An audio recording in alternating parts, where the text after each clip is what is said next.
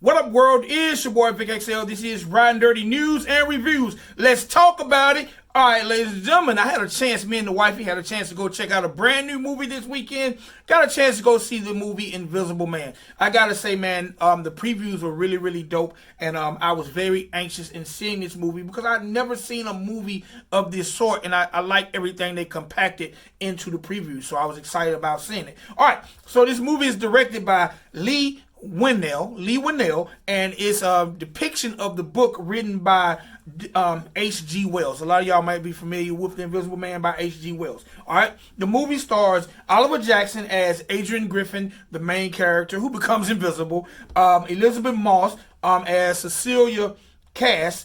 My man, I always say his name wrong. My man Aldis Hodge as James Lanier, and Storm Reed as his daughter Sydney Lanier. Okay, so the one thing I gotta say is, without giving away too much of this movie, it's definitely going to hit home with a lot of women who possibly been in abusive relationships or who don't know how to get out of abusive relationships. This movie definitely from the insert gets right in on that subject matter, and it's going to hit home and it's going to draw you in. This is about a woman who has been in an abusive relationship, and this is her attempt to get out of the relationship. And in the middle of the night, one night, she actually basically is able to sneak away from her boyfriend without me giving away too much. As she gets away and goes to a neighboring area, they never disclose where the area is. She later finds out that he has killed himself. Supposedly, allegedly, he's killed himself, and she's set to inherit a large amount of money. But in order to inherit this amount of money, there are some things she has to do, like not get locked up, be mentally stable, things like that. And so definitely this is about her and this inheritance that she's going to get, but it's from this person that she pretty much at one time loved but now despises. As the movie moves along, there are a lot of things that are very unrealistic in this movie to me, but then there's some great camera work in this movie that makes me definitely I always wait to see if somebody go jump out at you. So I really admire that aspect and the way they done the camera work in this movie. It's just too much stuff in this movie that makes no sense. Like there's a scene where something major happens in a crowded restaurant that makes absolutely no sense. There's a crime that she commits in this movie that it doesn't lead her to jail, which in reality we know she would immediately go to jail, but instead of going to jail, she's basically taken to a mental institution, which is strange as hell to me. There are some major crimes in this movie, and it appears as if a few officers show up, but not to the extent that we know in real life officers will show up, especially if they're a situation where other officers are down. To me, the high point in this movie, number one, is the camera work. Number two, I gotta say, I really love Elisabeth Moss in this movie. Her facial expressions in this movie, for the entire movie, from the moment it hit the screen to the moment it ended, her facial expressions sold me. I'm to the point where I'm like, this lady herself must have been in an abusive relationship, because her facial expressions were worth the price of admission. I believed her.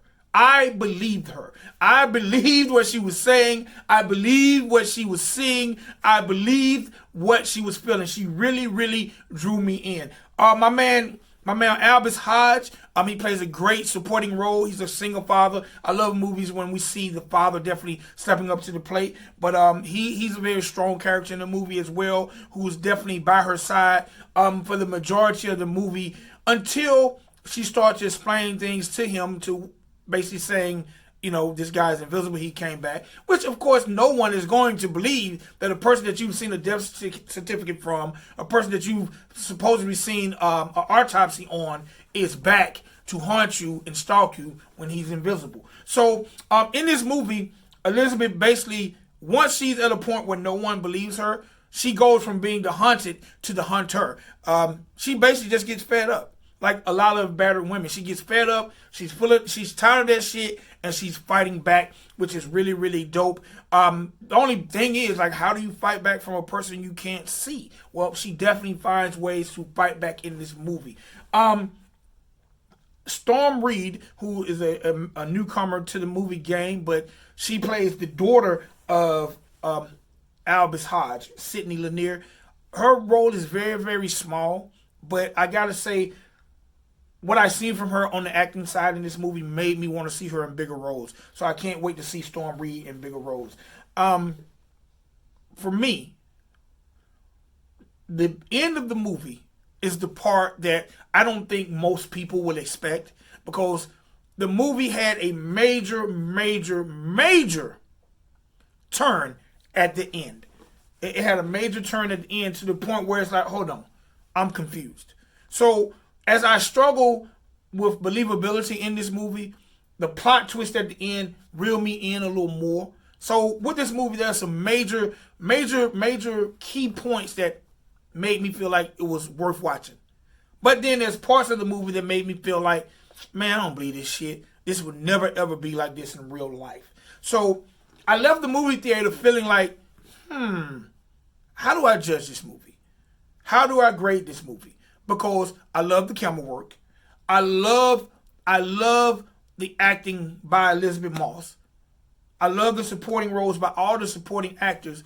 It just wasn't so believable at times. There was an Uber driver who just appeared out of nowhere. That made no sense. The lack of police involvement in murder, that made no sense. So, again, the movie teeter-totters in between believability when you talk about domestic violence, when you talk about death and suicide and depression, but then unbelievability when you're fighting an invisible person, and when we know in 2020 when crimes are committed, the police are on your ass like that. So with that being said, I did enjoy the movie. I did enjoy the camera work and the acting. I just didn't enjoy some of the things that they expected me to believe as a grown-ass man.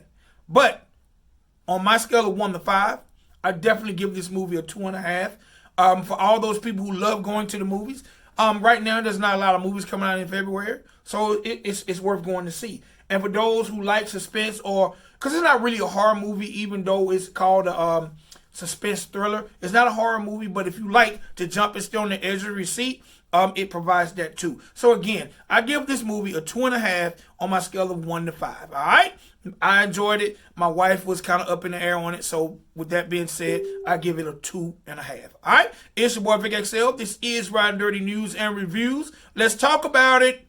Peace.